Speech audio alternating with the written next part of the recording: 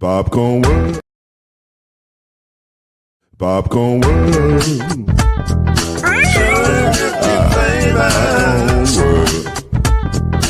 Popcorn World. Yeah.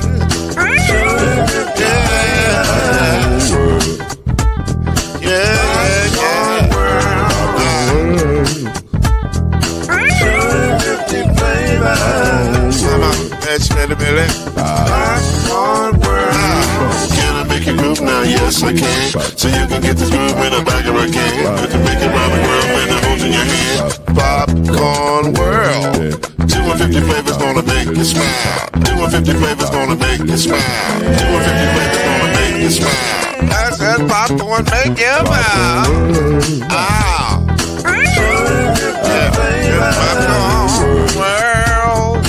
Popcorn World. Popcorn World. It's a popcorn world. It's a popcorn world.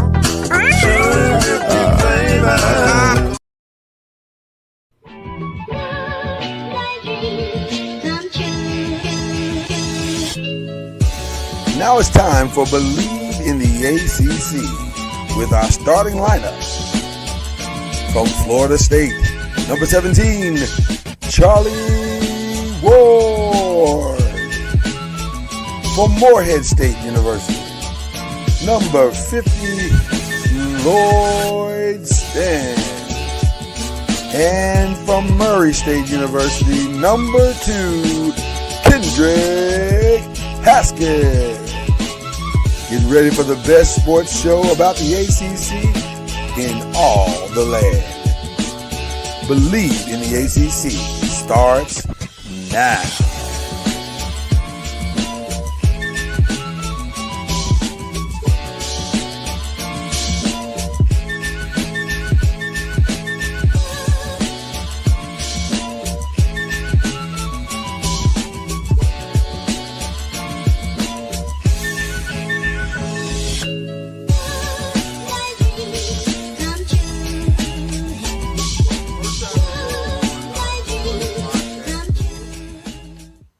We're going on our first podcast tour. I want to challenge the audience to do that whistle. See how many people can actually do it, and we'll give a prize or something like that. Do I get a prize? I pulled it off. Have you pulled it off? I haven't heard you pull it off. We did it. I did it on here. It may have been after the show. Really, did you? Okay. That's what I'm saying. You got to do it live. You got to do it when the pressure's on. I might work something up for you. If I get a prize. You'll be our model. You'll do it first, and then they got to duplicate what you do. But you got to do it more than once, though. That's the other thing. Like she. Now you see, you moving the goalposts. You're moving the goalposts. That's right. I'm moving the goalposts. You're not worth 2 dead flies, Lloyd Spence. Call me the Denver Nuggets administration. I'm That's moving the crazy. goalposts. So That's crazy. Let's believe in the ACC, everybody. In case you didn't know, you probably knew that. Especially if you're locked into the channel, you definitely knew it because it popped up on your timeline. So there you go. But if you knew, that's Kendrick Haskins. He's a Hall of Famer. That's Charlie Ward. He's a Hall of Famer and a state championship coach. And I'm just here. But I like being here. And they let me stay. So I love it. I enjoy it. It's fun. So we're going to talk ACC because that's what we do on this show. But we're really going to talk in broader scopes today because that's what's going on in the world of sports right now. And we just had one of the weirdest weekends of championship sports that I think I've seen in quite some time. Like, when you get the blue bloods together, your first thought is, oh, this is going to be great basketball. And it was great basketball, except that the endings were weird. Like, I didn't expect any of that. It was close games. Great basketball might be a stretch. Well, on the women's side, there were not close games. The women's side was wildly disappointing. And we got to talk about both of them. But and maybe we should start with the women because it won't take us long. No disrespect, but it's not going to take us long to get through what happened on the women's side. We saw a new champion crowned, which felt inevitable. If I can quote the great Thanos, it felt inevitable. It did. Because If Paige it- Beckers has had a career that if you followed it as close as we have, it was the best of times and the worst of times. And she had gotten very close. She had gotten to the game a couple of times, and then to no avail. But this year felt different. From the moment they blew out South Carolina at South Carolina, it felt like It kind of felt it inevitable. felt like it was Yeah. inevitable. Yeah. It was like, oh yeah, they're probably gonna pull this off. And mainly because not that South Carolina is not good, because they're phenomenal, but there are levels to this. I have to ask. My first question is actually to Charlie, because Charlie is a state championship winning coach, and he's won a national championship in football, so he knows what championship DNA looks like. Charlie Ward, did this game to you with Don and Gino feel as though Gino may have not just been trying to win, but also trying to remind college women's sports, like, I still do this? No, I don't think. I mean, every coach has a chip on his shoulder, um, and especially he hadn't won in a few years, Right. and so I don't think that was the case. It was just they played better. Like they were connected, especially down the stretch of the tournament, where they were. I mean, they were blowing teams out. Uh, After, I mean, like I said, it blew South Carolina out at that point. Mm. But they were, to me, they understood who they were, and their superstars played like that. All the season. Sarah Strong, of course, Oh. was phenomenal. 3 more years of that. Can we pause for a moment, Charlie, and you talk about Sarah Strong as a freshman, how good she is right now? Yeah, and she's, like I said, she's phenomenal. She does all the little things well. Defensively, they were all connected. They made it really, really tough on everyone. But we saw in the championship game, they just made it extremely tough on Oh, like the entire South Carolina team. Like everything was hard for them. yeah. And there was one time where Raven Johnson she dribbled from one side of the court to the other side of the court, and the one person was still there, like in front of Yeah. her. And, Yeah. and then she just kept dribbling, Like, I don't know what to and do. that is what pressure does to Mhm. people. And they weren't winning they weren't losing their one-on-one battles. Like, No. I mean, people were driving and they were driving into help, or they were driving into a body that was Mhm. standing in front of them, and that was who they were guarding. And so that was just, as a coach, I was just phenomenal to be able to see how connected they were defensively. And then offensively, they played within themselves. They allowed their best players to make plays. I was wondering when South Carolina was going to make somebody else beat them. But they continue to let Fudd shoot. They continue to let Beckers shoot, and Strong. I mean, they let them take the majority of the shots, which I was wondering if they were going to ever take the ball out of their hands, even though it was Mhm. 3 of them. Right. But you had to try to eliminate one of them or make it tougher on one of them. But they didn't. Mhm. But the credit to UConn, they played to their strengths. Like everybody else, allowed them to play, and then others were ready to, take advantage of whatever opportunities they had offensively. But everybody played defense. Oh man, Kendrick. To me, one of the most shocking parts of the game was South Carolina in the second. I think it was the third quarter. They came out and they got it. I think not to 10, but it was like 14, I think it was. Yeah, they had a little mini run right Just there, like a and mini- Gino called timeout. Immediately. And was Yeah. like, nope. And then Connecticut came out and played like the more desperate team the rest of the game. Like they Right. were down 15. I was like, and they just basically, and I hate to say this, but I don't think I'm wrong. It just feels like they just kind of snatched hope and belief away from them. It was I just think that that bad. I think when they went on that run and UConn called that timeout and immediately went on a run after that, I think they Yeah. kind of took their will. The one thing that to me was the most impressive about Sarah Strong was on the defensive side. She's incredible on the offensive side. I mean, there's nothing you can say that's negative. This is how good Sarah Strong is right now. I had a debate with a friend of mine yesterday on back and forth because he was watching some video, or no, he was watching a video of Angel Reese, who was the 7th pick this year in the WNBA draft, and he was like, Sarah Strong's better than Angel Reese right now. And I was like, I can't argue with that. I want to. I really do. But footwork wise, yes. Sarah Strong's footwork is immaculate. But that's not to me the most impressive thing about her. The way she tracks the ball on defense is incredible. Like she sees what her opponent is doing, and she doesn't bite on fakes a lot. She just takes her time and makes the play. It's pretty impressive. I like her, and like you said, Charlie, we got, or like Kendrick said, 3 more years of that. Oh my goodness, good luck. Yeah, but she won't be around for all 3 years. I mean, I don't think so either. Well, I don't know. So interesting, Charlie. I want to ask you that question because we're going to get to Olivia Miles here in just a minute,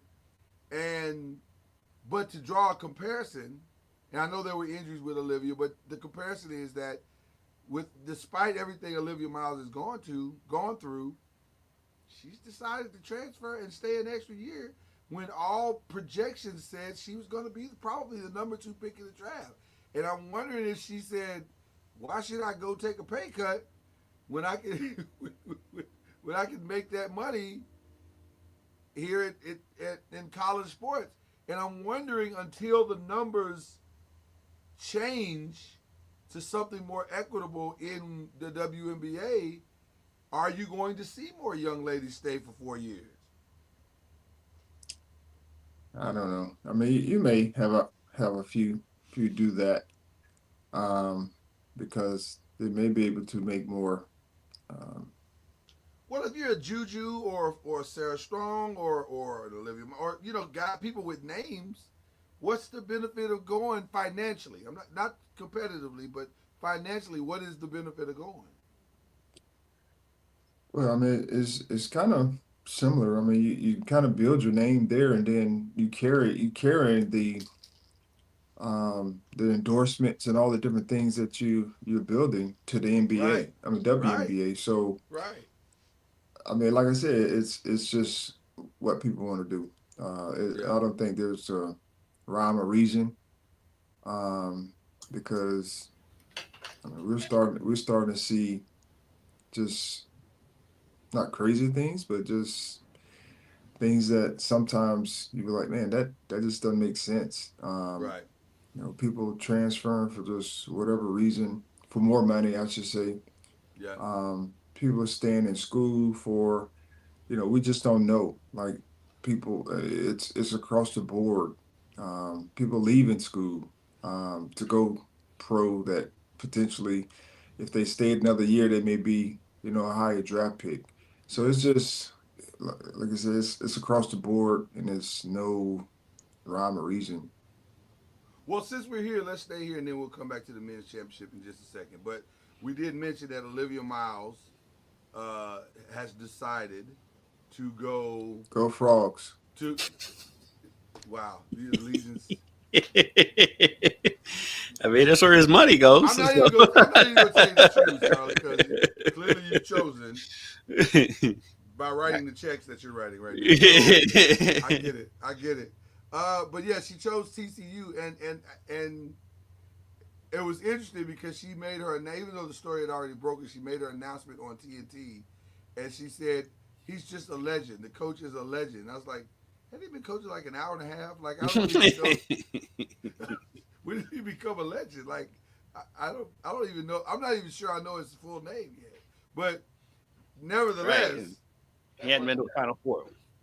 right? He's not been to a Final Four. I don't think he just won the championship, the conference championship this year, like for the first time. So I don't know. But you know, we're throwing around the legend word a little loosely, I think. But I don't think she can come on TNT and say, listen, TCU wrote a phenomenal check. And I could not turn that down. I wish somebody would just be honest about Right. it. They threw me a bag. Right. Listen, y'all know how much money I'm making? I got it. And when did they have that conversation? Because, like, did they play TCU in the Elite Eight? Wasn't that the game? Yeah. They did play, didn't they? Yes. I know they played in the regular season. So They played in the postseason as well. Yeah, they did. That's down on me, yes. So was the game? Was it like right after the game? Right after they beat, right after they beat Notre Dame? Did he go up to her and say, like, "Listen, if you want to come play for a team where the coach ain't all up in the commercial, give it a Suge Knight speech and be like, come to TCU." And she's like, "Okay, I'll do that. I can do that." I mean, how that decision happened really, really fast. I think the conversation probably had already been had. But well, speaking of conversation already been had, shout out to Nia Lotson, who has decided also to shake up the conference. It's amazing how ACC went from being a conference that had all these dominant individual players to like the numbers have dwindled down tremendously. Yeah, overnight. Yeah, I mean there'll be some people that'll rise up. Yeah, I was taken aback, but as I said before, nothing in this world will shock me anymore after all the things that we see happening now. You know, before it was like, you know, they did that, but now it's, oh, okay. I mean, never know why people do what they do these days. And so I sent you guys like the message maybe 2 days before. Yeah. It might not even, I don't know how many days it was before she made this announcement. And I was like, oh, she's coming back and she's loyal, she's committed. And bam, this happens. And so to me, I just don't know how, like, it's just not because it's Florida State, it's just how fast we can change our minds. And, you know, which is your prerogative, you know, don't get me wrong, it's your prerogative, but just to say, I changed my mind, why not just wait? If you knew that this was a possibility, just wait to say what you were going to say. I mean, you know, what you're going to do as opposed to, I mean, we're starting to see this, you know, on a national level, where we're talking outside of our, you know, our scope of things, and then we have to come back and say, well, I didn't mean to do that. It's the Myles Garrett effect, Charlie. I want to go win championships. I want to play for the highest level, 150 million. You know what? I'm good with losing. I'm committed to the Browns. This is a great organization. Listen, once they give you the bag, Charlie, the whole thing changes. Tonight probably was committed to finishing at Florida State, and they had reconciled, and then Don was like, a couple of million. Oh, so, you know, anyway, my friends are over in South Carolina, and so I don't know why I wouldn't join them. I mean, her teammate from high school is Raven Johnson. So I was gonna say, didn't she play with Raven and I thought she played with Raven and Malaysia or Wally. I thought they played all played together, or like an AAU team or something like that. That may have been I know AAU. Raven played with her in high school. Yeah. Yeah, Raven AAU. played in high school. Listen, listen. Right now we are living in the age of the bag. whoever provides the bag gets the player. That's what I'm talking about right now. Shout out, and we'll get to the men's side a minute ago, but shout out to other schools are stepping up their bags. Like, it's amazing what's happening right now. But speaking of the men, let's go to the men now. That by far was the strangest of the weekend. Like, the Florida game with Auburn wasn't as surprising because Florida's been doing that all year, and Auburn was trending in the direction of we're not really playing our best ball right now, and we're not healthy. So that ending didn't seem as shocking to me. The Duke ending shocked me. I'll just tell you, the Duke ending shocked me. I had picked Houston, I but picked Houston as well, yeah. But I guess when you got a team that's that young, like Duke is, or Duke was, Yeah. I mean, sometimes the moment gets too big, and they just made mistakes. And after they got up, and they kind of dominated the game for most of it, and then when it got close and it got tight, they got tight, and Houston was able to pull it off. But in 24 seconds, Charlie, at 24.6 seconds, you don't have a play or a series of decisions or plays that you can call to hold a 6-point lead for 24 seconds. They didn't get the ball inbound, so That's my point. Like, there's a plethora of plays that they try to run, but it's predicated on execution as well. So they called a timeout, and still weren't able to get the ball in, after that. Houston just did a good job of doing what they do. yeah, They made it tough down the stretch. They went on a 25-8 run, I think it was, to close out the game. Yeah. To get them the opportunity to win the game. And, Duke, they just didn't have, like the point guard situation. Proctor, yeah. They didn't manage the last, 35 seconds well. No. Which happens, but they missed a free throw to give them a lead or extend the lead when I think they were up 3. Missed a 1-on-1, and then they were up 2 or 1 or whatever it was. Yeah, I think they were up 1. Yeah. And then they fouled right after that, which Can we talk about that for a second?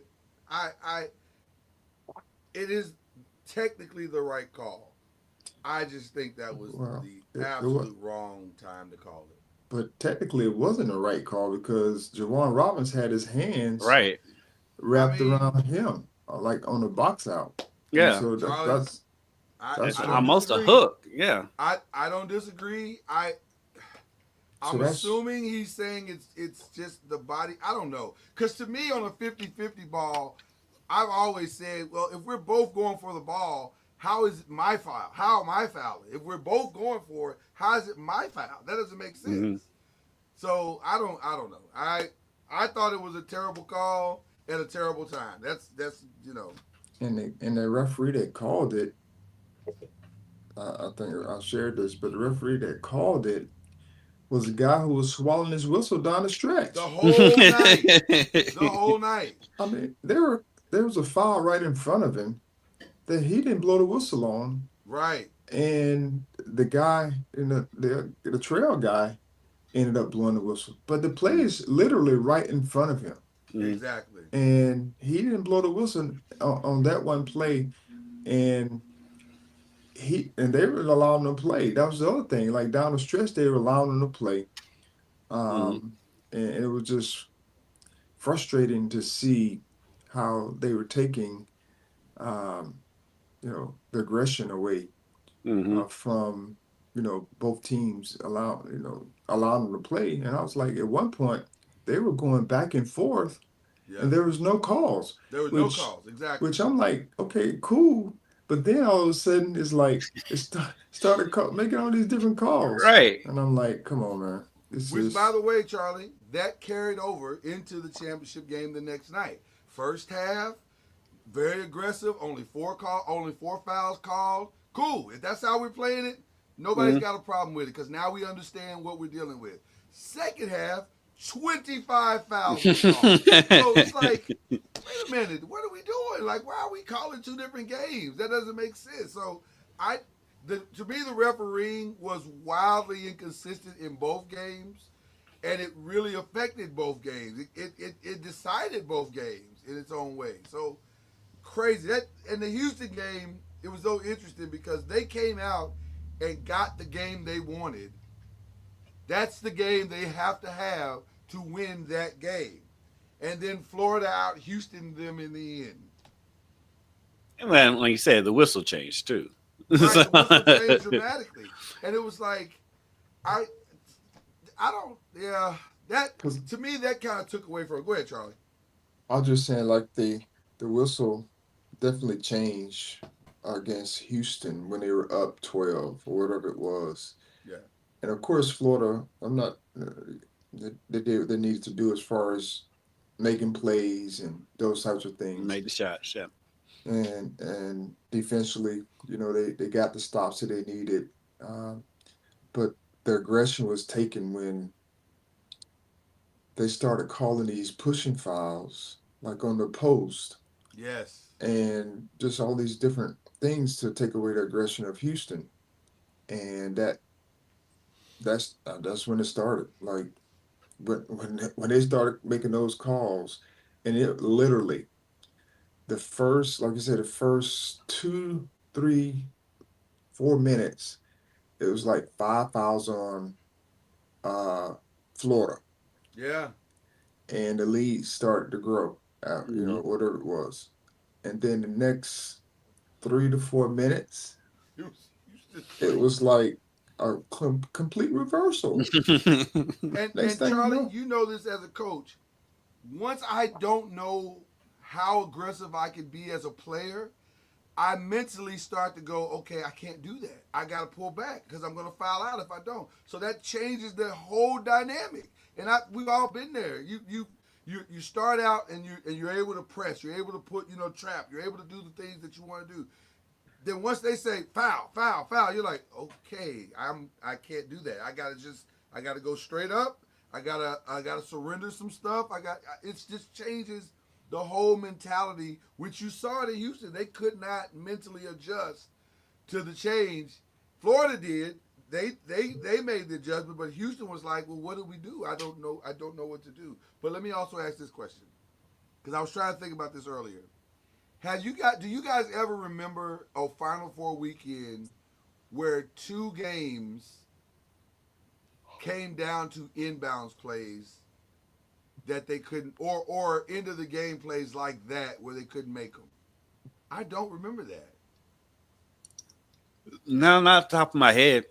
I was trying to think. I was like, I don't remember it ever being that close, and then to not get a shot off at the end. I was just like, wow, that's wild. Yeah, that was bad. I mean, everybody was just kind of standing there. Nobody was going towards the basket to begin with. Who's and that? then Talking about Houston yeah. on that final against play. Florida. Yeah. Yeah. That final play, it was just.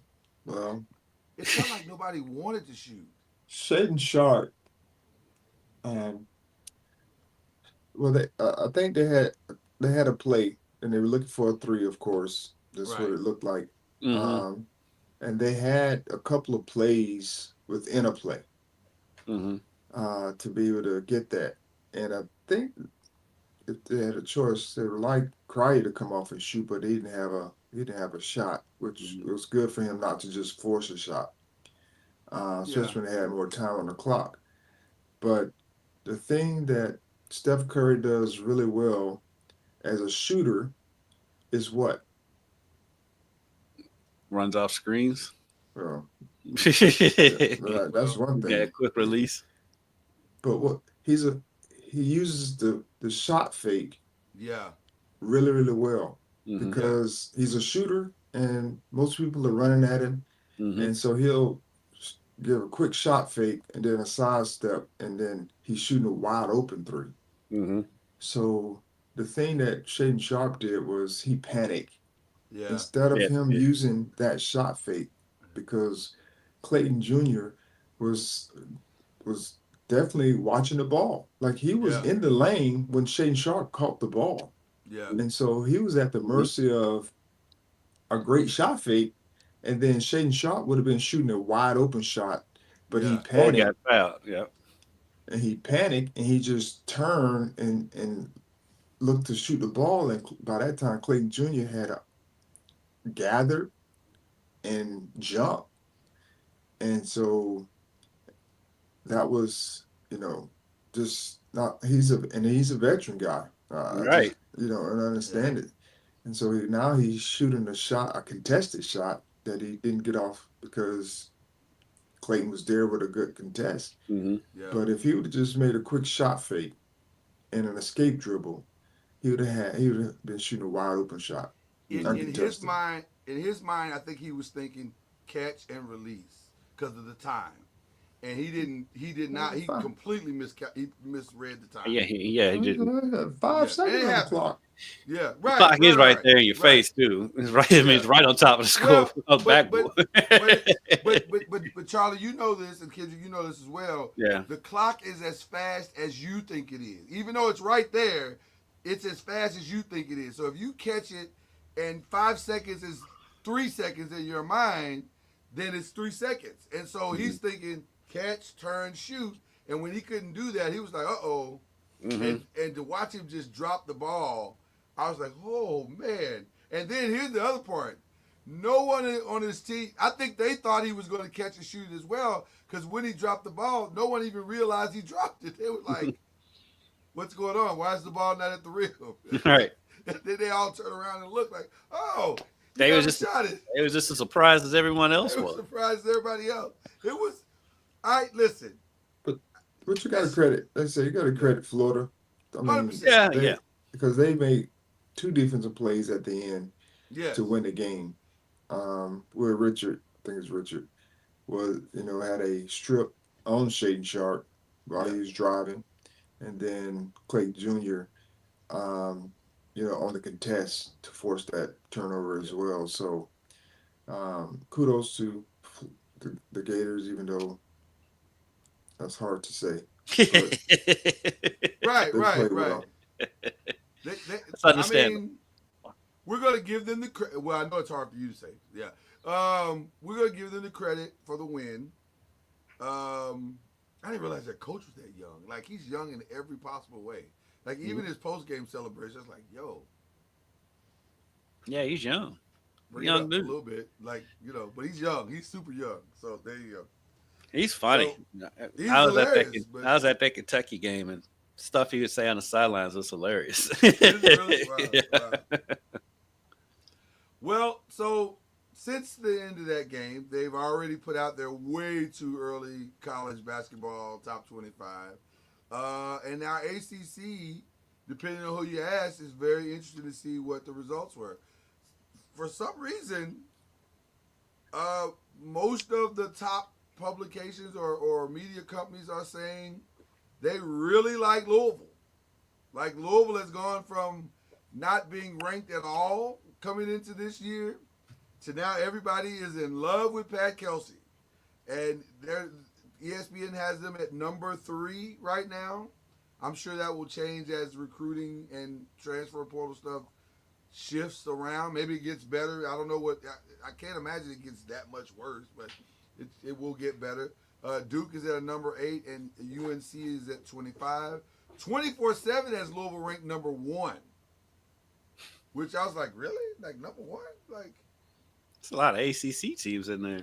and right, they really like the ACC going into next year with Louisville, Clemson, Syracuse, Miami, and then UNC, Florida State, and the California. And then CBS has Duke at number 2 and Louisville at number 12, which, if I'm being honest, that feels a little more realistic. Realistic. Yeah. But I don't know. I mean, I could be wrong. really depends on Right. who Duke has coming back. I know they have some young players that's coming in that's good as well. Question But to you. Go ahead. Go ahead, I Charlie. say, but then they'll be back really in the same boat as they were this year, where Mm-hmm. they have some of the better players being freshmen. Is Malawat, is he coming back or do we know? Like I don't know. Or is he? I mean, he could go pro. You think He could. I mean, he get drafted. he would get drafted? I don't know. They have him, Knipple, like in the top 10. Yeah, Really? yeah. I mean, he. Now, I've said it all season. He low key. He was the key to that team because like Flag, Flag did what he does. Knipple do what he does, but defensively and as a lob threat, Malawak he was a total game changer for them all season long. That's why that's why hell they kept their head above water when Flag was out. Because Malawak played really well during that time. I'll just say this, in my humble opinion, if I was Molly Walk, I'd come back because there's stuff I need to work on still. Like he's not the low pro threat that he's Clint Capella right now. That's who he Uh, reminds me of is Clint yeah, Capella. he's Clint Capella without the experience, and I don't, and that'll give you. And let me just say this: that will definitely give you an NBA career. You can, Yeah. especially in today's NBA, it'll get you there, and you can stay a while. I don't know if that's what you want is just to get there, then I would say come on out. If you're trying to go there and be impactful, you need another year to get your footwork together because his footwork is not great. You can get that. Uh, I mean, that's why they have coaches. yeah, but that's not true. That's They not true at all. You know that because get- every coach doesn't coach great. Every coach does not coach great. well, it depends on the In the system he NBA. goes to. But I mean, there's plenty. That's what I'm saying. But that's also, I mean, there's big man camps. I mean, Olajuwon puts on a camp, and But you got to take all that advantage stuff. of it. A I lot of these guys won't take advantage of the stuff that's available to them because Well, they made it. well, if they do that, I mean, a year's not going to change that anyway. I mean, if you're a Well, top 10 my pick, you're a top 10 pick. And especially, we've talked about it, you know how the NBA is. If he comes Yeah. back, they're going to be like, well, now he's old. That's true. That is very true. That is very, very true. So You I don't want this think- old guy playing for us. Right. I mean, that's one of the knocks on He's the 20. Florida kid. He's He's 22. 20. Yeah, but now he's a dinosaur. So Right. I don't know. If I were him, I think I would take the. Well, I don't know. God, that's tough, man. You're right. It's a tough decision. But I would think John Cryer is going to help. John Shire is going to help him develop his low post game better than an NBA coach. Because NBA coaches, they don't necessarily have the time to help you with that. Your individual coaches on an NBA roster do, but like your head coach, listen, go out there and run the system. Like, what are you talking about? The other challenge, I mean, is will he develop? Will with the players that he has around him? Will he develop into Yeah. what Yeah. what you're talking about? Because I mean, he's going to be a ball screen guy, roll guy, Mhm. Yeah. and he does have the low post as far as rolling and posting up. He can do that. Yeah. But like I said, they got guys coming in that are very, it's going to be very similar in a lot of ways to the team that they had this year. And then they got the other big guy. There's a freshman. They had two freshmen come in, so it'd be Yeah, I forget interesting to his see name. if I forget that kid's name. What's his name? Madoni. Yeah, something like that. I'll Yeah. find it for you, Charlie. But they have those two guys who were freshmen last year, in the same class, and will they decide to stay with Cameron Bouger coming in as well? And they're all very, they're all Cameron's a little different, but they're kind of in the same boat. Like there are 4 or 5s, if you want to call it that. Right. So it'll just be interesting to see how they navigate that because they're talking about throwing the bag out to all these different players. I'm sitting here because um, there's three guys on the Nike Hoop Summit team currently that's going to Mm-hmm. Duke, Okay.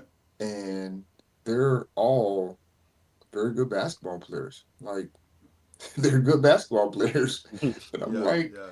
they're- and then there's another kid here who's on the Nike Hoop Summit team that's thinking about going there, and I'm like, man, that is four guys. It's four of Mhm. y'all. Like Yep. like that to me, that makes no logical basketball sense. To Because they're not go all to gonna one play. team because you're Yeah. not all going to play. I Mhm. think Right. about Isaiah Evans. I think it's Isaiah Evans, um, who had a decent year for Duke, but he didn't play down the stretch. Yeah. Mhm. I don't know if he played in the tournament. Did I he? don't remember. I don't remember him I playing. don't remember him being out there. That's a great. It- That's a great point, Charlie. You make because I don't. exactly. And so, I mean, I'm like, Well, to your point, Charlie. Final Four game. This last game that he just played. He played 2 minutes. yes. I mean, Two. I understand he probably may play a bigger role, but now you got freshmen who are coming in, Yeah. but there has to be some of these guys end up moving somewhere else because somebody will see them as a commodity and they'll give them, $3 million, as Mhm. we've seen before, Yeah. somewhere else, Yeah. and then they're like, "Oh, I'm out of here." Yep. I would think that there's probably going to be some news about transfers coming out of Duke soon. I just think I agree with you, Charlie. The logjam is insignificant. And the kid's name I apologize in advance because I'm going to botch it up. But Patrick Gongba, I think is his name. Gumby, Gamba. Gongby is Gongby. Okay, so Gumby. yeah, he played 5 minutes. So so I at some point you're going to have to decide, do you want to? Now these kids may be thinking, I'm gonna stay 3 years or 4 years, but if it's freshman to freshman and there's new freshmen coming in, you're right, Charlie. At some point, there's a logjam at that position, and you're not playing. Like if you didn't Wow. play this year, the 5-star that's coming in is probably not going to help you play next year. It's amazing looking at the box score from that game. They got 4 points from their bench. Right. I mean, they got Which nothing from the which bench. says to me they don't have, they don't know if they can trust that bench right now. And so going forward, I don't know if that gets better. It might. These guys may take a jump in the offseason. You never know. But like you said, there's 4 guys that are coming in that feel very worthy of playing. And now I've heard very mixed opinions about the Boozer guys, kids. Like I've heard people say they're great, and I've heard people say they're okay. So I don't know. I have not seen much Um, tape or I, anything. I, So I I'll saw them in let the you know. McDonald's games about it. I'll say this: they're winners. So um, they just know won a state how championship, right? they won like Yeah. four of them in a Oh, row. they won 4 of them. Jesus. Yeah, it's Okay. it's crazy. Um, they won as a freshman all the way through, Yeah, it's uh, like Zakiya. Zakiya and did it. then they won a national championship this year. That's the one Hmm. I saw and just went, okay, yeah. And so they're just winners. Like you can say what kind of players they are, and they're one or the other, but they're winners. Like I'll take them on my team. Hmm. Like their dad. He, you can say a lot of things, but the man in college won. Yeah. Yeah. So I mean, I get it. I get it. So I don't know. It's gonna be interesting. Like you said, Duke's gonna be very, very interesting. And then and it's interesting. Then you have Louisville, who's going the opposite way. They're just drawing the best transfers. Uh, it makes you wonder if Jeff and Pat are having meetings like, dude, Stop wasting your time with this. And go get what you need.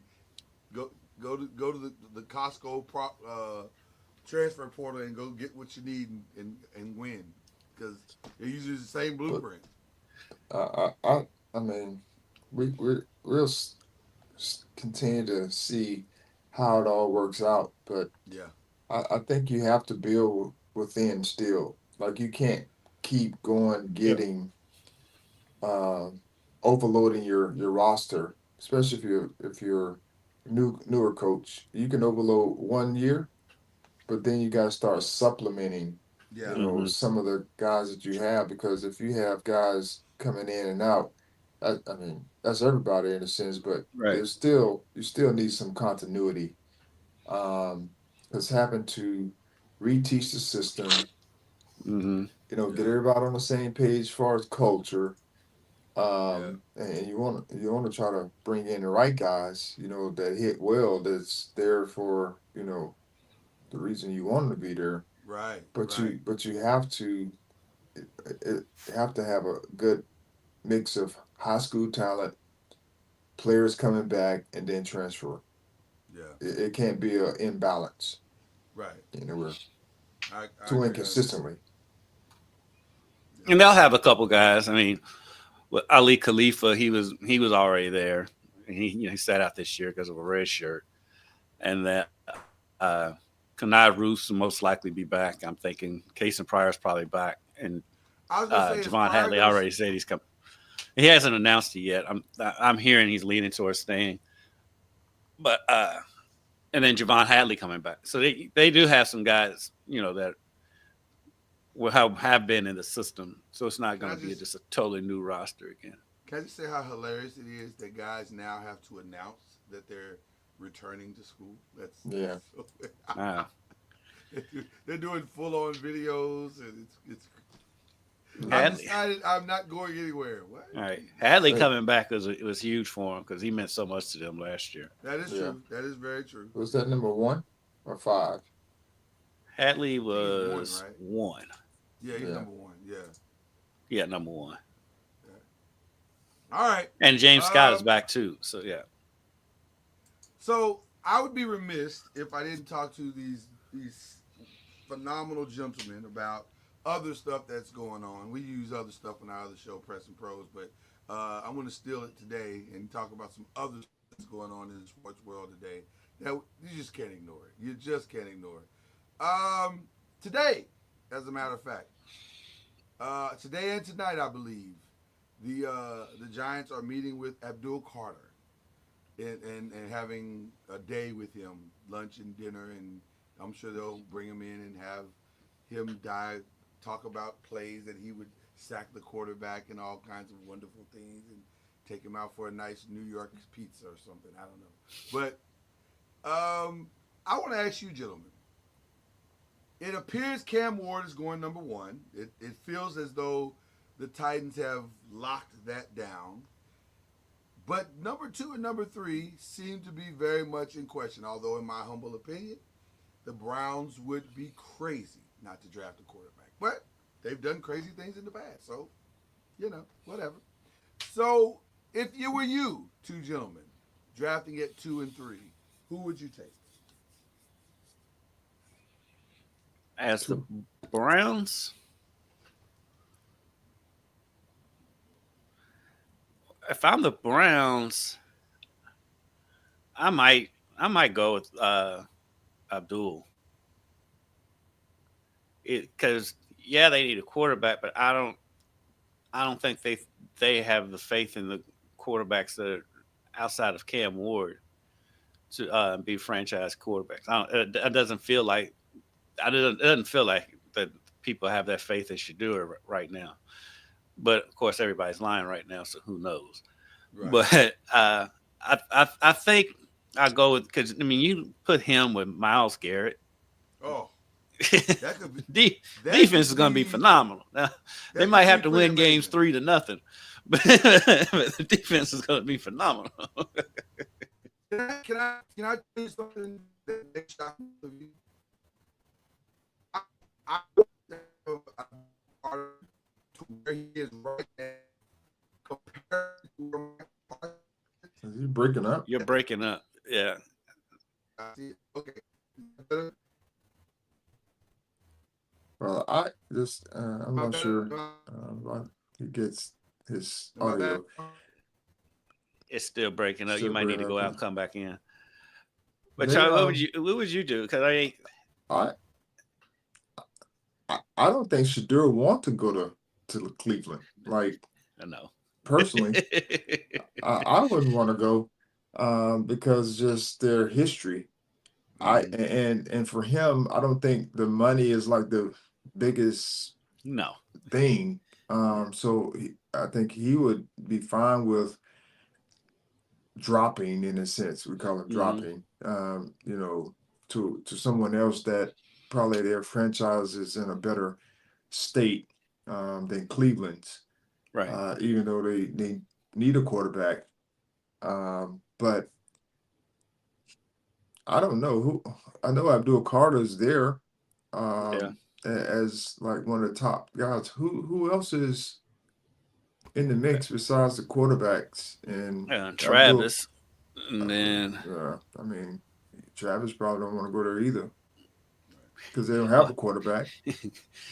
I mean, I don't know if anybody Right, really wants to go there. Are we talking about Cleveland or New York? Because Cleveland. Cleveland. Okay. All right. So I was going to ask this question, or say this statement. Watching where Abdul is now, comparatively to where Micah Parsons was at this exact same time when Dallas drafted him, I think Abdul is further along. Like, he's really, really good. And I for the AFC North, Lord, and what you're gonna have to deal with, Lord, I think I would take Abdul. Lord. Yes, sir. Michael Parsons was good coming out of college, man. He was. No, I'm not saying he was. I'm not saying he wasn't good, Charlie. I'm just saying Abdul might be a little bit further along. That's all I'm saying. They're the same players coming out of college. You think so? Yes. Okay. They're both good. I'm not. And they played very similar positions. I mean, they had the same numbers. Like they're two peas in a pod. Okay, peas. You like peas? I got it. That's what I'm saying. If you can match that up with Myles Garrett, good God, good luck getting a pass. I think I would do it. I think I would take Abdul solely because of what the AFC North is presenting every year. And you're gonna be experimenting at quarterback anyway. You may as well just show up the defense. Yeah. So who would the Giants take? So that's the interesting thing. He wants Shadur. Obviously I want Shadur because I think he's gonna. I think the narrative around his name right now is ridiculous. Like, but they just they just brought in like two veterans and then Tommy DeVito, who's been there for like everybody's years. Well, by the way, if they bring in Shadur, Tommy DeVito is not making the roster. I agree. Yeah, I agree. Right. And I agree. I definitely understand that. But I understand it. I mean, you can't go wrong. I think the plan is, and I could be wrong, but I don't think I am. You bring in Russell Wilson, you bring in Jameis Winston, now, and you draft Shadur. So now you have a quarterback room that can grow Shadur at the right pace. Because there are some things that he probably needs to work on.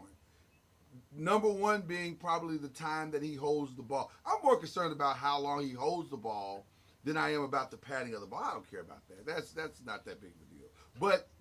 But holding the ball, you can't do that. You've got to get the ball out faster. And so getting him used to the timing of the NFL, to me, is far more important than anything else that they're talking about with his game. But I'll also say, having Travis Hunter is like drafting two players. I think he's going to play more wide receiver than defensive back. That makes a lot of sense to me. But having him and Neighbors to throw to is going to make any quarterback look pretty good too. All I'm saying. So I don't know if I could make a case for both and be okay with both. because there are other quarterbacks coming. Like there's always going to be somebody coming. So, but here's the thing that the Giants cannot do: they can't botch this pick. Like if they reach and go get Jackson Dart or Tyler Shuck, as good as they possibly could be, they're probably going to get fired. They may get fired before the season starts. Like it's so I don't know. I who would I take? I'd probably take Shador if he's available. That just makes the most sense to me for the long term of what you're trying to accomplish. I don't know. I'm more and more I'm thinking about it, and more I'm like, you already got Russell Wilson and Jameis Winston, and you can go ahead and get Travis, and then you're set up for whenever they move on. You can go out and get a quarter. You buy yourself a year of quarterback. You know what I mean. You don't have to draft a quarterback this year when you've already signed Russ and Jameis, and so you've bought a year. So I'd say go ahead and get Travis, and then draft a quarterback next year. Are Brian Daboll and Joe Shane, or just get a quarterback later on in the draft? Right. Are Brian Daboll and Joe Shane making their selection for quarterback, or are they making the selection for the franchise? That's the question. Because if they're trying to save their job, you probably get Travis. If I'm being honest, you probably get Travis. If they've been told we'll give you time if you think Shador, because the only reason you take Shador is that you know beyond a shadow of a doubt that by the end of the year, this kid's going to be ready to step into the position next year. Mm-hmm. So if you think that, and you think you can win with Russell now, then you take Shador. And you keep your job. But if you take Travis, now you're saying something different. Now you're saying, well, we think if we put Travis on the other side of Malik, we can probably win right now and compete in the NFC. And by the way, I don't know if that's true in the NFC East. Just by taking Travis is amazing. But I don't know if he puts them over the top. Like that's, I don't know.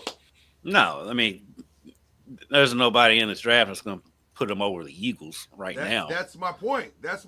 So why not take the guy that you think can be good long term as opposed to the plug and play guy? I don't know. This is a very. I mean, it's still long term.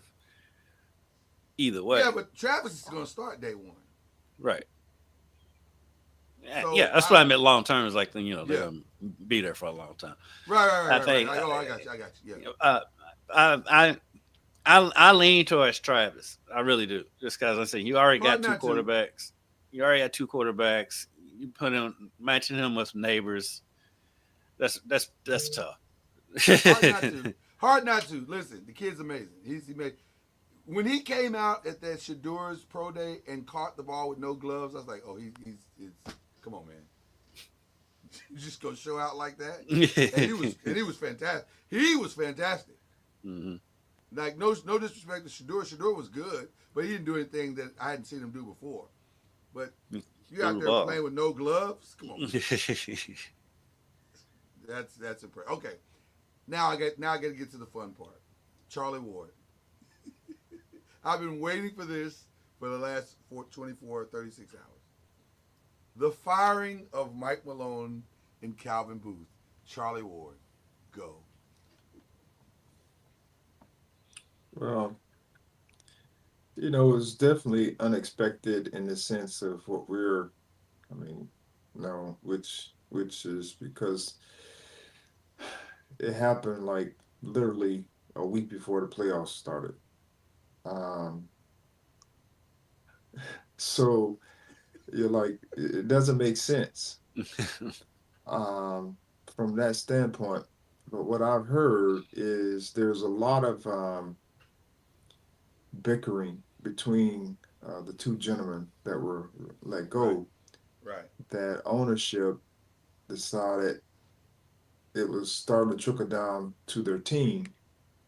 And it was affecting, that part of it. And just real quick, Charlie, and if you believe the reports, the bickering was primarily over who Calvin drafted and was starting. They wanted the young man to stop, forget his name, but they wanted him to play more than they were playing Russell Westbrook. If you believe that. I don't know if I believe that, but that's what was stated. That Mike and Calvin had serious conflict over Mike Malone not playing the younger guys over the veteran guys. Well, I watched the game last night, and Russell Westbrook was playing like late in the game, Yes. and make plays and those types of things. So I I understand it, and as I've shared after this news has come out, it's just like any divorce that you have um, when two people can't get along, like and they feel like, man, I'm just they just add it all the time about whatever. Mhm. Yeah. One person can't get their way, and the other person's not willing to sacrifice. Not people are playing a role, whatever it is, and Yeah. so it's no different than that to me. Where That's a great one comparison. guy, one guy, you know, let's work together. Like we can share our opinions, and this is team 101. You share your opinion if you're a part of a team, and if you're in leadership, you go with whatever who has the authority. Meaning, if I'm the coach and I share, hey man, I would love to have XYZ, and I think he'll fit this. You make your pitch for whoever it is, and then if the GM decide to go a different direction, then you have to, you know, make it work, Mhm. and then vice Mm. versa. If you have an opinion on who should be playing, and I did this and did that, and then the coach decide he want to do it a different way, then you have to go along with that, even though you may not feel that that's the right thing. And then, of course, as we've seen, I think one guy may have thought I'm bigger than the other guy, Mhm. Yeah. and what ended up happening was they both were, going at it, and the ownership was like, This Yeah. is this I'll is let you not. both go. Yeah, Yeah, this both is it. replaceable. And Yeah. and the kid is Jalen Pickett. I have not seen Jalen Pickett do anything that would justify this argument. No, I mean he's Like he's a he's a solid player, but he's not solid one player. not one that you're gonna go to, lose You're your gonna lose job your over. job over. Why right, why are we that's my point. Why are you going to the mat? That's why I struggle to believe the reports. Cause I'm saying y'all were fighting over Jalen Pickett. With all due respect to Jalen Pickett, I don't know if that's a fightable player. Like, why am I out here He wanting to had go to the 18 and mat over? 4 last night. That's great. That's great. I'm just saying it doesn't feel like But that's the guy I'm going to lose my job over. but what was he doing before? See, What's his his season last average? his season average His season average is is 4 points. 4.3 points a game. Why are we arguing over this? It's no way this man cost two people their jobs. That's what I'm saying. I refuse to believe that. So the rest of the story has not been told. That's what I'm convinced No. of. I cannot believe Jalen Pickett cost both these championship executives their job. That doesn't make any sense. But So we do know we yeah, do know that there was some bickering, and that's the reason why Mhm. both of them got relieved of their jobs. And so we don't know who and why. We just know that it started to trickle down to the players, Right. and then they started to lose their edge, with all the antics that were going on. I don't know how Mhm. loud it got. I'm sure that's going to come out here, um, really really soon, or at some point. How loud it got, who heard, yeah, and just the whole deal. Mhm. But it's very similar to a divorce. Like, you yeah, know, the kids Yep. get involved. Like they're the ones that hear, the parents going at it, whatever it may Mhm. be, and then all of a sudden this happens, and it'll be interesting to see how they play. They played well last night against the Kings, which yeah. that's not earth Right. shattering, but It'd be interesting to see how they fare in the playoffs because I mean, Joker's gonna be the Joker. I mean, he's a triple double. Hmm. That's just what he does. And will he start to step up even more? Because the narrative is now he's more vocal. He had the clipboard last night. Mm. Telling people what to do. It's Oh just my this God, whole narrative now that's so bad. around him. And I hope they don't try to say he was the one that caused the coach to get let go Mm. and what So have let me you. let me let me drop a pin on that. So according they asked him that question last night. What did you know? He said I was called into the office by the or I was called by the president John Kroenke and told that a decision had been made. So he said in the press conference last night it was not a discussion about what my thoughts were. Hmm. It was I was being notified that this had been done. So Which I if you kind of believe, figured. which I believe, this felt like that. To be perfectly honest with you, it felt as though John Kroenke was sick of these two guys bickering and was like, you know what, all y'all can go. Hmm. So Yeah. and listen, that's whatever you think of the decision. Here's what I do know: John Kroenke owns the Rams, he owns the Nuggets, and he owns a bunch of other sports teams. He is not new to this. Right. So and he doesn't seem to fire people all willy nilly. So there's probably a lot more in this than we're going to find out right now. At some point, it's all going to come out. But wow, what a decision to do the week of the ending of the regular season. Like it's wild. That's wild. It I is mean, very wild. all these things are happening you know, as wow. Like, people getting fired. And I wonder if this is going to become a trend. Um, firing your coach even if you're winning, and which we've seen Darwin Ham get fired after, you know, winning a championship or at least taking his team to the finals, whatever it Right. was. And you saw Adrian, what's my man? Adrian get relieved of his job when his team was 30-13. Right. In the Right. middle in the middle of the year to bring in a guy who's they've been okay since Doc has taken over. I mean, nothing against Doc, but Nothing to write home about. they struggle. Like Hmm. Yes. since Hmm. they made that decision, they really struggled, Yep. and they're like not really talked about. And by the way, this season has been so long, we all forgot that Mike Brown lost his job. Yeah.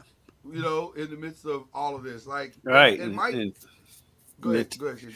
and like the Kings one doesn't make any sense. They fired Mike Brown because him and Fox apparently didn't get along, but then Fox leaves.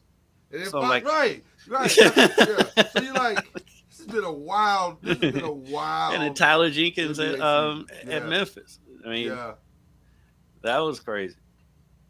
So So it's just like I said, people make decisions, and of course, decisions we live with. I mean, decisions we make, we have to live with. I mean, you talk about Nico Harrison. I've been feeling bad for him. Um, you know, but he made a decision. Like he felt like that was the best decision, and then all of a sudden, you get Kyrie going down, and you Hmm. get all these people going down that you were hoping could, rewrite the ship, and you got a good player in yeah, Kate and AD yeah, there, but I mean, Luka's like the franchise, which yeah. Yep. he is a franchise Is player. it? Yeah. Right.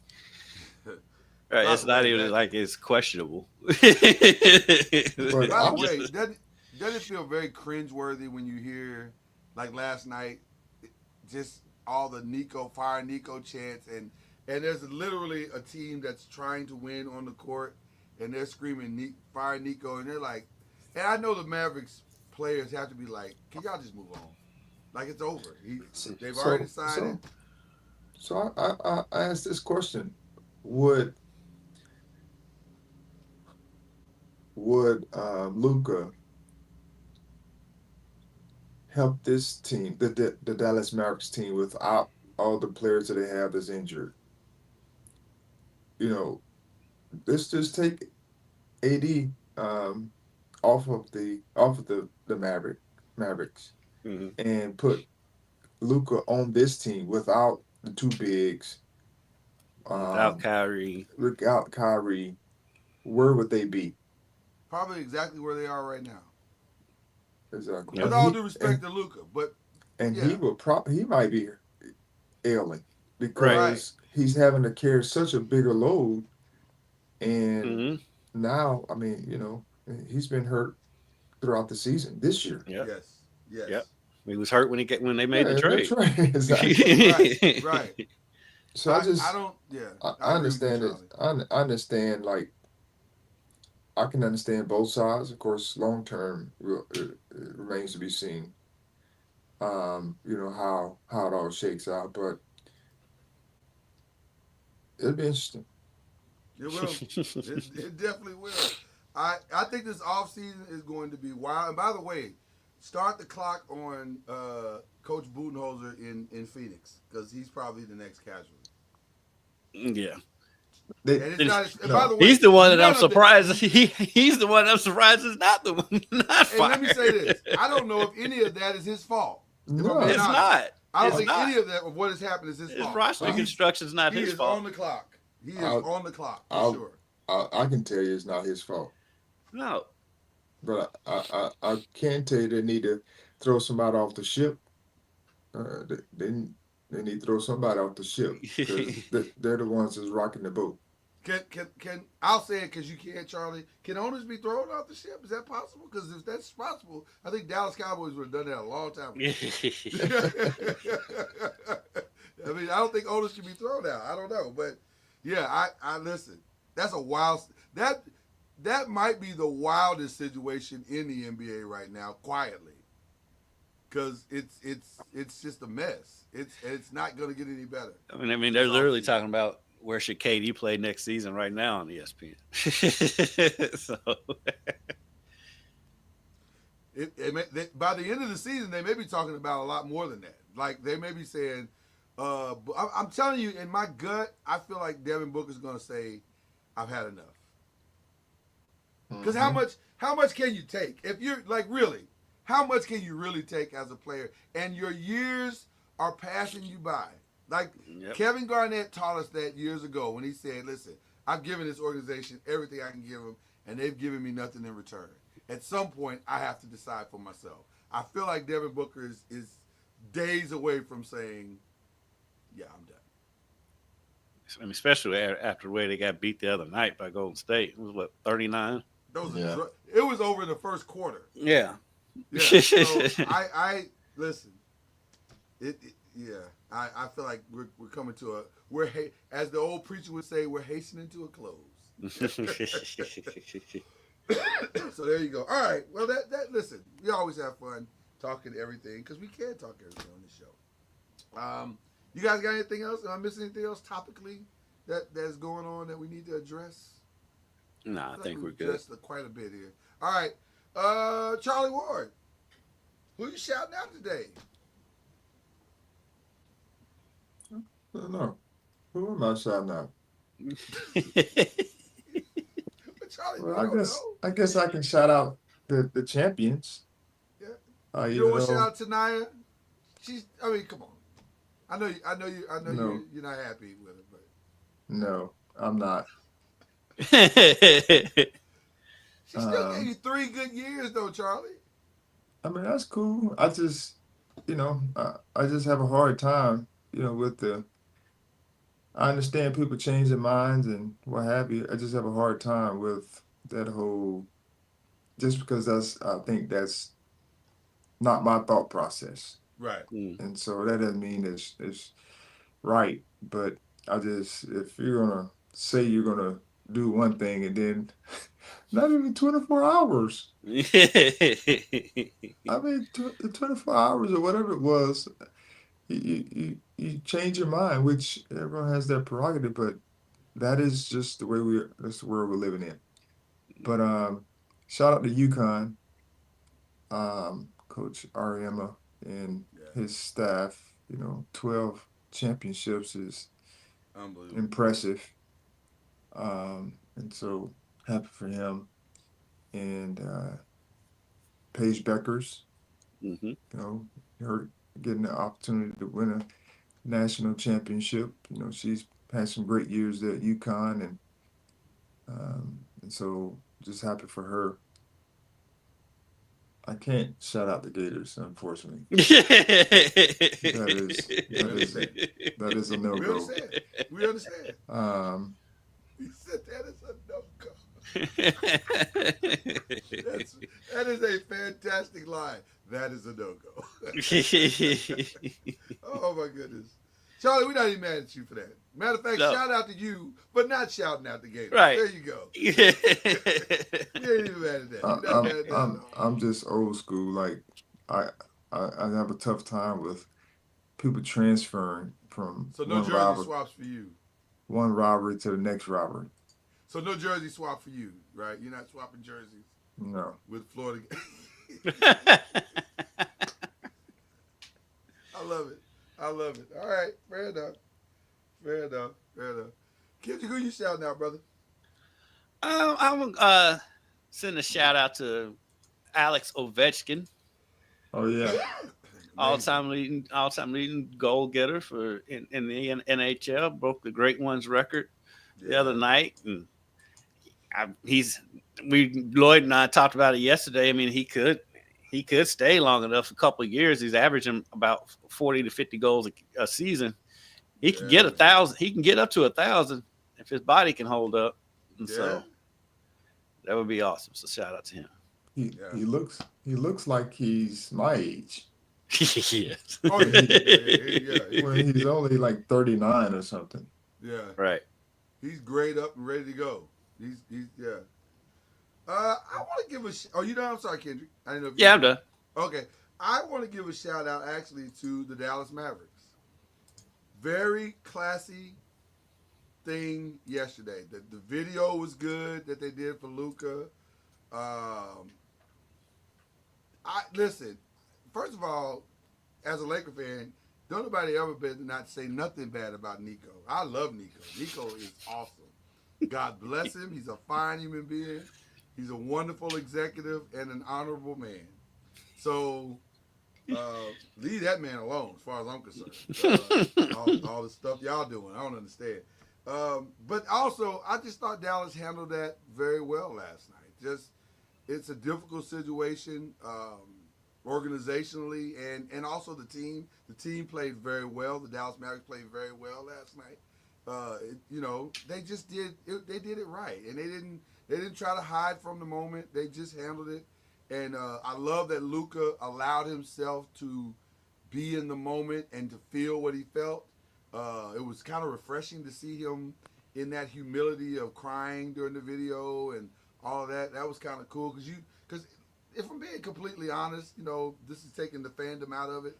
Luka can be ridiculously arrogant at times, but it was nice and refreshing to see him be like, wow, I do get it. I do understand my privilege and my opportunities that I've been given. And I think he genuinely was hurt by what happened. So it was nice to see him kind of letting that out and purging, especially before the playoffs. That's the fan coming back out. So yeah, I was impressed by the way Dallas handled that. So yeah, that's my shout out. And then this is Masters week, so I'll be watching the Masters. The Masters and the U.S. Open are the two tournaments that, regardless of who's in it or whatever's happened, I'm going to watch those because I like the course that the Masters is and how difficult it is, and then I like the difficulty of the U.S. Open because it seems like the humanness of golf, of these guys playing golf, comes back because they all struggled at the U.S. Open, which is nice to watch. It is because it's a hard course always. So I like that. So those are my shout outs. So Just to piggyback off the Luca deal, it's very tough when you go back when you've been somewhere and you go back to where you've kind of made your name and you know a lot of people and you're in the opposite locker room. Mm-hmm. For him to do what he did, of course, it shows his greatness, but it's a tough deal, like emotionally, and then you just don't feel like you're trying to stick it to him, and when you Mm-hmm. do that, you get kind of out of character in a lot of Yep. ways. right. But for him to get control of his emotions, and then go out and play the way he played, it was commendable. Mm-hmm. It was. You know, That was a hard game. That's let's be clear. Charlie, did you go back to New York after you went to the Spurs? Because the Spurs, yes, I went back with the Spurs, and it was different. I mean, I wasn't playing with the Spurs. Um, I might have played like a little bit that game. Pop gave me a few minutes, but um, but it was it was just different. Yeah. Going back but even to talk about even walking into the building. Like, did you play there? You played in New York? yes, that's what I So talk said. about just walking into the building. Like, what was that experience like as a Spur? I mean, you got a chance to see everybody. The people in the back and that you normally would see because I had just gotten drafted. I mean, just gotten traded. I got traded in season. Oh wow, okay. So it wasn't like, I had been gone for a long time. Um, that when, felt more normal than going to the Spurs locker room. correct.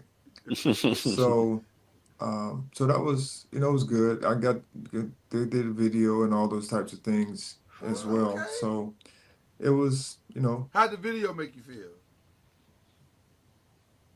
I mean, I was there long enough to be able to, be able to warrant, a little bit, but I was grateful, because I didn't expect it, but it just showed that you made an impact, like while you were there. I was there long enough. That was not the answer I was expecting, but it was the answer that was needed. I was there long enough. Give me my video, please. Okay, that's fantastic, Charlie. All right, well, we got to get out of here. I hope you guys have enjoyed it. We enjoy doing it. It's always a good time. Always a good time. Next week, I'm working on something. I hope I can pull it together. I have a draft expert hopefully coming. I hope he can make this show. I'm trying to get him booked on 2 of our sports shows if I can, even though, but we'll see. But if nothing, nonetheless, we will probably be talking draft next week because the draft will be 1 week away at that point. So be prepared for us to talk all things draft next week. So that is the great Kendrick Haskins, and he is doing the Bad News Bears shirt, and it looks fantastic. I need to get one of those so we can. And then there's the great Charlie Ward, who is in an undisclosed location. It's none of your business where he is. Just know that he is safe and he is happy. There you go. That's all you need to know. So there you go. I'm Lloyd Spence. This is Believe in the ACC. We'll see you later.